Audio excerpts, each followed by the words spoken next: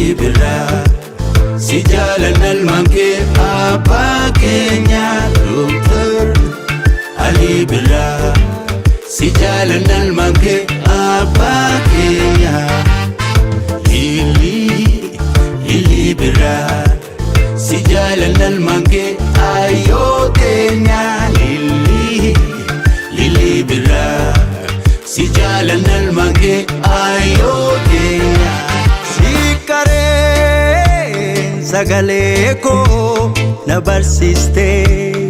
seenaa koo suumanaaf fakkeenyi koo badhaasa keenya ati abbaa koo Gurana barite sirbisaa kan dura Ali Mama Musa jame Ali Birra Gurana barite sirbisaa kan dura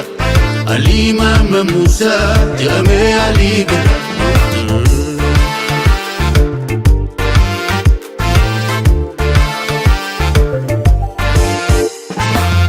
Yaadan yaade galee Olman kan kee jecha jaalee Akkasiidhaaf akkoo qabdu Dukkana moote taateedhu Kiiloleesitu faa'ee Miidhateesitu kaa'ee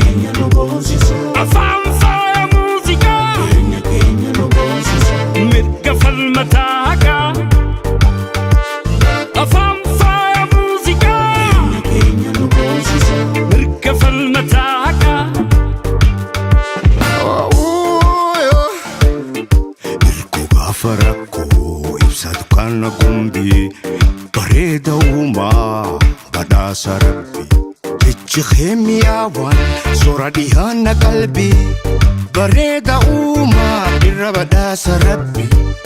bareeda uumaa irra badhaasa rabbi galata uumaa irra badhaasa rabbi Karaan cufaan sofaan diriiree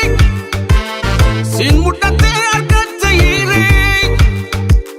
Dhugaa keenya sinuuf himeeree Karaa keenya sirraan diriiree Karaa abbaaftee keessa deemnaa Galma dhugaa ajjaatte teenyaa Galma dhugaa ajjaatte teenyaa Jireenya keeti keessi keenya Dr. Ali Birra si jaalanna ilmaan kee abbaa keenya Dr. Ali Birra si jaalanna ilmaan kee abbaa keenya Lili Birra si jaalanna ilmaan kee ayyoo keenya Lili Birra si jaalanna ilmaan kee ayyoo keenya Afran qaloobiiftuun baatee dukkana meeqa kophaa mootee jaalalaaf qottee tulluu jibbansaa facaasarra kunoo sanyiisaa Afran qaloobiiftuun baatee